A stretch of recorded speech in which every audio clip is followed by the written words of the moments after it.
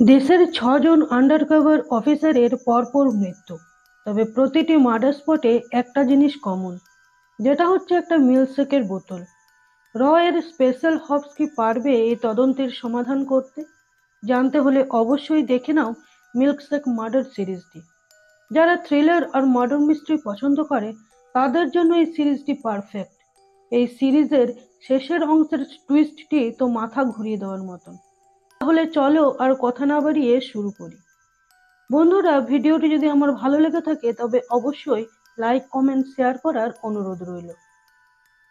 প্রথমেই আমরা দেখতে পাই দুইজন কলকাতার লালবাজারের আন্ডারকভার অফিসারকে, যারা কথা বলছেন 2021 সালের আজমের বম কেস নিয়ে। তারা আরো বলছেন যে এই মার্ডার কেসগুলোর সাথে ওই কেসের সম্পর্ক থাকলেও থাকতে পারে, যেটা লস্কর-এ ইসলাম অপারেট করছে।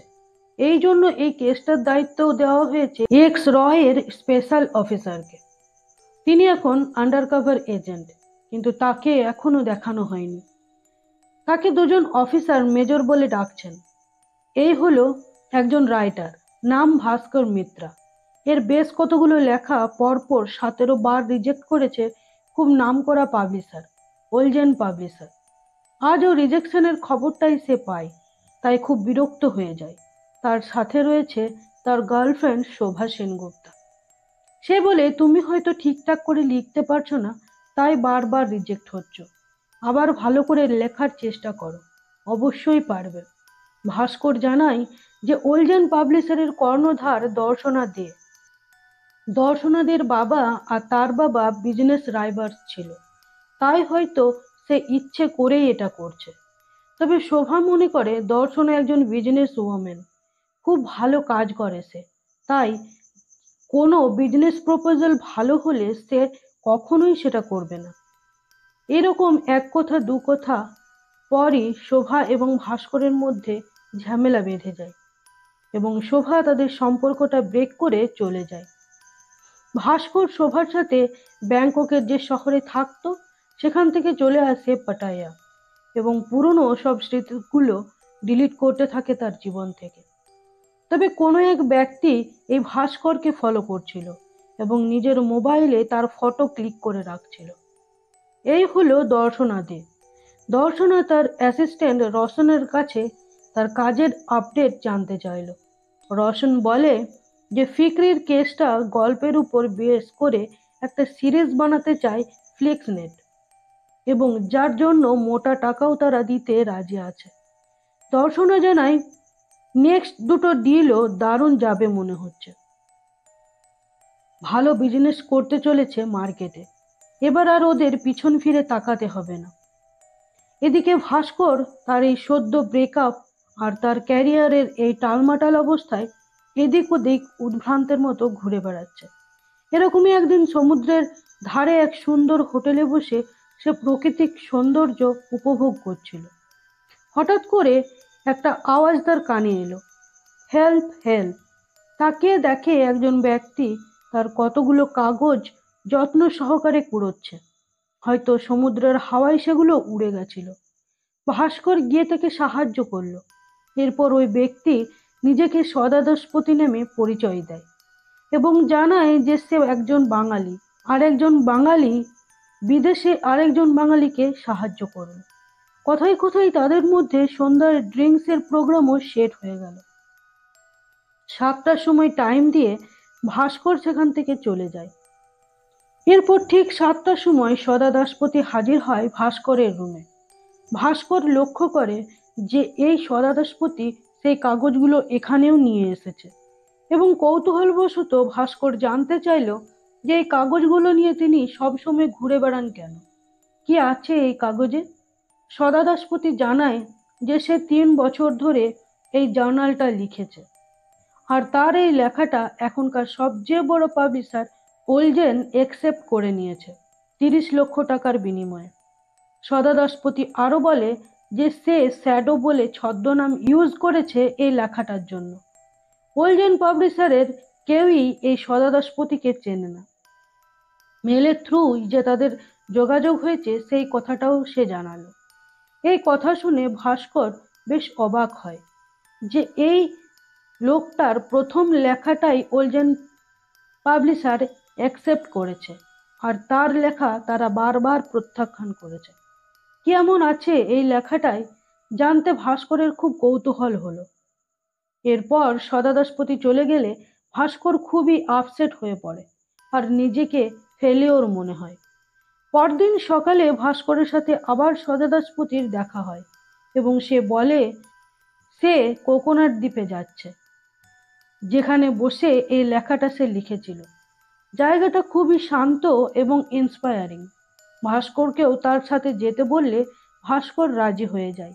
এরপর সমুদ্রের ধারের এই নির্জন দ্বীপটাতে নিয়ে গিয়ে সদাদাসপতি একটা গাছের গুঁড়ি লক্ষ্য করে বলে যে এইখানে বসেই সেই লেখাটা লিখেছিল। ভাস্করের এই নির্জন দ্বীপটা খুবই পছন্দ হয়।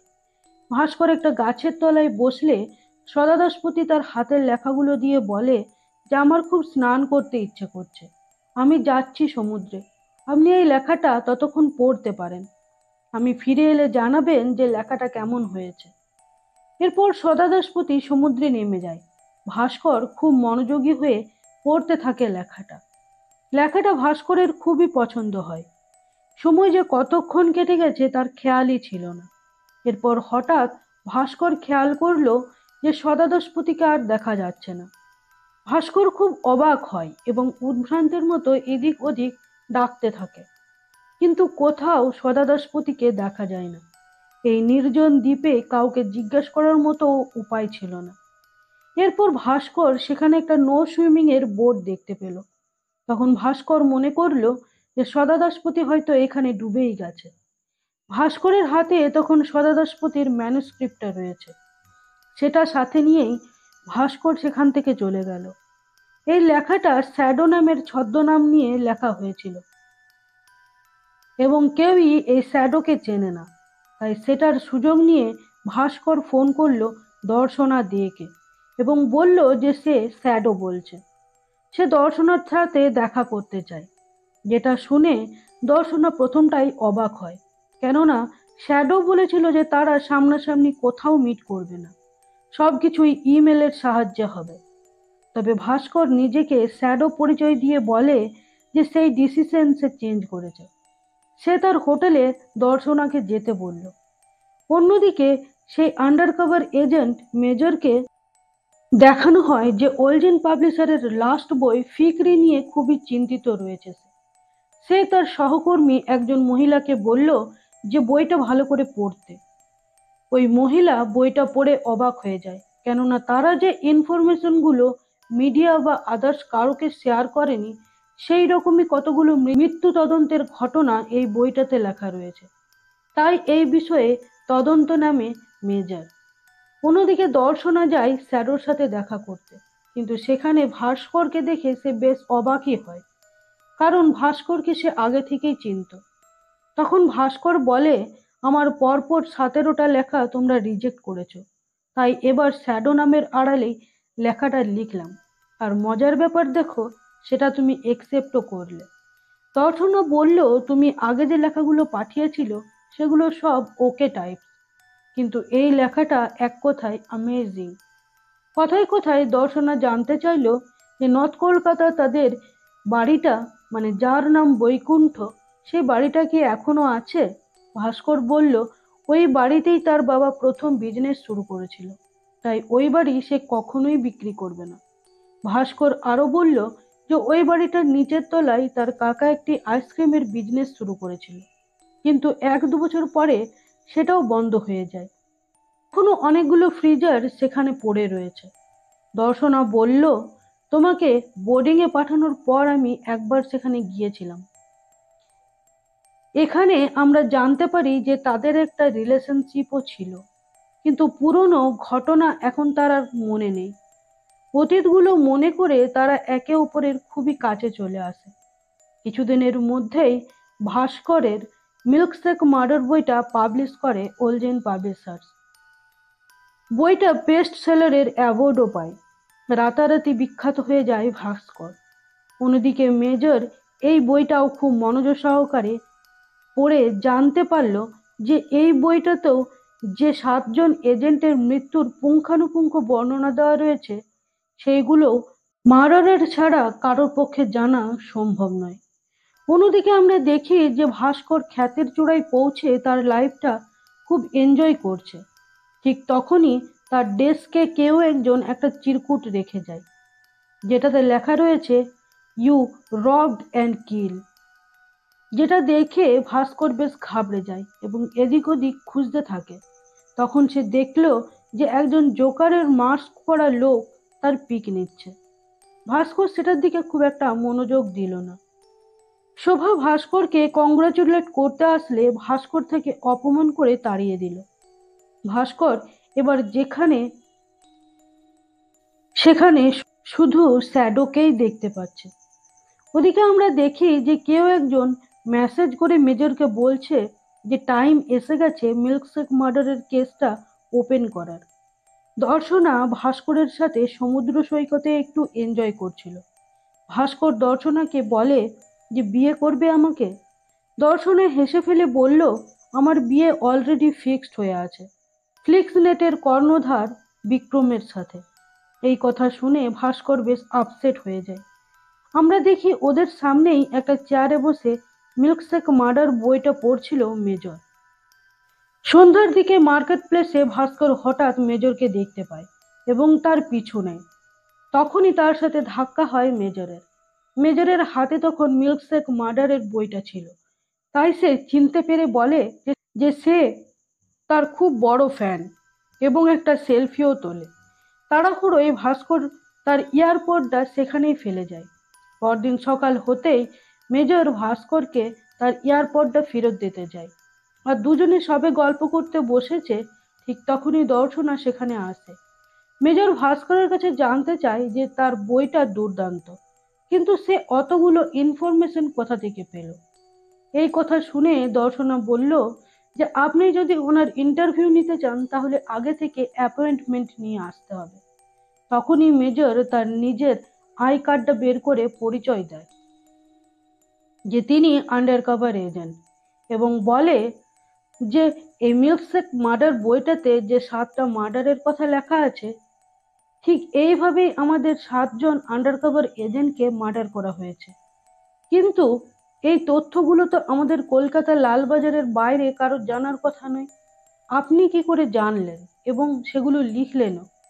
হয়তো আমাদেরই মধ্যে কোনো ইনফরমার আছে যে আমাদের ভিতরের খবরগুলো বাইরে লিক করে দিচ্ছে। তার নামটা আমার চাই।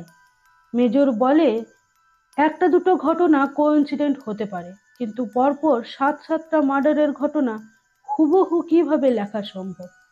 ভাস্কর যেন আকাশ থেকে পড়ল। কি করবে কিছুই বুঝে উঠতে পারছিল না। দর্শনা মনে করে হয়তো কোনো সোর্সের খবর পেয়েই ভাস্কর এই গল্পটা লিখেছে। তাই সে বলে ওঠে এরকম কোনো সোর্স থাকলে সেটা রিভিল করা ভাস্করের পক্ষে ইললিগ্যাল। আপনি ঠিক 2 দিন পরই এই সোর্সের খবর পেয়ে যাবেন।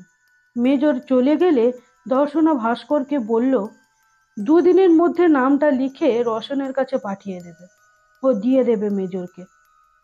দর্শনা ভাস্করকে আরো বলল যে নেক্সট 2 মাসের মধ্যে এই ধরনের আরো একটা লেখা আমার চাই, তাহলে তোমাকে আর পিছন ফিরে তাকাতে হবে না। ভাস্কর খুবই চাপে পড়ে যায়। এই ধরনের আরেকটা লেখা সে কি করে জোগাড় করবে? তাই সে আবার শ্যাডোর খোঁজ শুরু করে। তার সাথে ভাস্করের যে হোটেলে দেখা হয়েছিল সেখানে যায় ভাস্কর এবং জানতে পারে সদা দাশপতি তাদের রেগুলার কাস্টমার এবং তিনি এখনো রয়েছেন এখানে। ওই মহিলা ভাস্করকে সদা দাশপতির কাছে নিয়ে গেলে ভাস্কর দেখে যে সে এক অন্য ব্যক্তি। সেটা দেখে ভাস্কর ভেবে উঠতে পারে না যে কেউ এমনটা তার সাথে কেন করলো। পরের দিন মেজর ভাস্করকে আবার ফোন করলো এবং আবার নামটা জানতে চাইলো। তবে ভাস্কর তাকে পরিষ্কার জানিয়ে দিল যে কোনো কিছুর বিনিময়ে সে মেজরকে নামটা বলবে না। আসলে ভাস্কর এমন কোনো নামও তো জানেই না, তো সে বলবে কি? এখন সে এটাও বলতে পারছে না যে অন্যের লেখাকে সে নিজের নাম দিয়ে চালিয়েছে। এরপর ভাস্কর যায় সেই কোকোনাট দ্বীপে, যেই জায়গাটায় সদা দাশপতি ওকে নিয়ে গিয়েছিল। কিন্তু একটা আশ্চর্যের বিষয় লক্ষ্য করলো ভাস্কর, যে সেদিনে এখানে যে নো সুইমিং বোর্ডটা ছিল, আজ সেটা নেই। এরপর ভাস্কর যায় দর্শনার কাছে, গিয়ে বলে, তোমার সাথে আমার একটা কথা আছে। দর্শনা বলে, লেডিস ফার্স্ট। এই বলে দর্শনা বলল যে ফিকরির বইটা আর তোমার মিল্কশেক মার্ডার বইটা দুটোকে নিয়েই ফ্লিক্সনেটে ওয়েব সিরিজ তৈরি হবে, তাই জন্য তাদের অনেক টাকাও অফার করা হয়েছে। ভাস্কর এতটা খুশির খবর পেয়েও খুশি হতে পারল না। ঠিক তখনই সেখানে মেজর এসে ভাস্করকে একটা ভিডিও দেখালো। যে ভিডিওটা ছিল ভাস্করের নর্থ কলকাতার বাড়ির। সেই বাড়ির নিচের তলায় যে আইসক্রিমের কারখানা ছিল এবং তাতে যে ফ্রিজার রাখা ছিল, তারই মধ্যে পাওয়া গিয়েছে এক মার্ডারের বইটিতে উল্লেখিত শেষ মৃতদেহটি। এবং সেখানে একটা টাইপরাইটারও পাওয়া যায়, যার লেখার সাথে মিল্কশেক মার্ডারের ম্যানুস্ক্রিপ্টের লেখাটার কালিটার হুবহু ম্যাচ পাওয়া গেছে। ভাস্কর অবাক হয়ে বলে, এসব আমি করিনি, আমার একজন উকিল দরকার। ভাস্কর দর্শনার সাথে কথা বলতে গেলে সেও ভুল বুঝে বলে, চুপচাপ তাকে চলে যেতে বলে মেজরের সাথে। ভাস্করকে নিয়ে যাবার সময় মাঝ রাস্তায় গাড়ি দাঁড় করিয়ে বাথরুম গেলে ভাস্কর দেখতে পায় গাড়ির মধ্যে একটা ম্যাগাজিন রয়েছে, যেটার ফ্রন্ট পেজে দর্শনার পিকচার দেখে ম্যাগাজিনটাকে ওপেন করতেই অবাক হয়ে যায় ভাস্কর। কারণ ম্যাগাজিনের ভিতরে দর্শনার সাথে যার ছবি রয়েছে সে অন্য কেউ নয়, সে হলো শ্যাডো। সবটা ভাস্করের কাছে পরিষ্কার হয়ে যায়। মনে পড়ে সেদিন দর্শনাকে নর্থ কলকাতার বাড়িটার এবং তার নিচের তলায় থাকা ফ্রিজারের কথাগুলো সে জানিয়েছিল। তখনই মেজর এসে বলে যে কনস্পিরেসি স্টোরিগুলো তারই খুবই পছন্দ। এই বলে ভাস্করের সাথে যা যা ঘটেছিল প্রথম দিন থেকে সেটার একটা বিবরণ দেয় মেজর। মেজর বলে, এটা একটা গভীর চক্র, প্রচুর লোক জড়িয়ে রয়েছে এটার সঙ্গে। পাবলিশাররা প্রথমে নিজেরাই খুন করে এবং তারপর তার হুবহু পুঙ্খানুপুঙ্খ বিবরণ দিয়ে বই লেখে, দিয়ে একজন রাইটারকে দিয়ে চালিয়ে দেয়। এইরকমই দুটো কেস নিয়ে ইনভেস্টিগেট করলো মেজর। একটা হলো ফিকরি আর অন্যটা ভাস্করের লেখা মিল্কশেক মার্ডার বইটা। তখন ভাস্কর বলল যে তাহলে আপনি তো এটাও জানেন যে আমি নির্দোষ। এরপর আমরা দেখতে পাই সেই শ্যাডোকে তার নিজস্ব চেহারায়। এতদিন সে ছদ্মবেশ ধারণ করেছিল, তার নাম হলো ট্রিক। সেই আসলে এই মার্ডারগুলো করেছিল, ফাঁসিয়েছে ভাস্করকে। এবং আরো অবাক করার বিষয় হলো যে এই ট্রিকের সাথে যোগাযোগ রয়েছে দর্শনার, তাদের মধ্যে একটা সম্পর্কও রয়েছে। এরপর আমরা রোশনকে দেখি ওই মুখোশের সাথে। আসলে ওই রোশনই ভাস্করকে ফলো করত। এরপর মেজরের মোবাইলে রোশনের কয়েকটা মেসেজ দেখতে পাওয়া যায়, যাতে লেখা রয়েছে যে 4 মিলিয়ন তার ব্যাংক অ্যাকাউন্টে পাঠিয়ে দেওয়া হয়েছে, এবার ফিকরির মতো ভাস্করকেও শেষ করে দাও, তবে এটা রোড অ্যাক্সিডেন্ট দেখাতে হবে। এরপর কথা মতো কাজ হয়। মেজর ভাস্করকে রোড অ্যাক্সিডেন্ট করে নিজেই একাই বেরিয়ে গেল। অন্যদিকে দর্শনা আর ট্রিক টাকা পাওয়ার আনন্দে সেলিব্রেট শুরু করলো। তো বন্ধুরা, এখানেই সিরিজটিকে শেষ করা হয়েছে। ভিডিওটা কেমন লাগলো অবশ্যই কমেন্ট করে জানিও। আর ভালো লাগলে অবশ্যই একটা লাইক, সাবস্ক্রাইব এবং শেয়ার করে যেতে ভুলো না। ধন্যবাদ।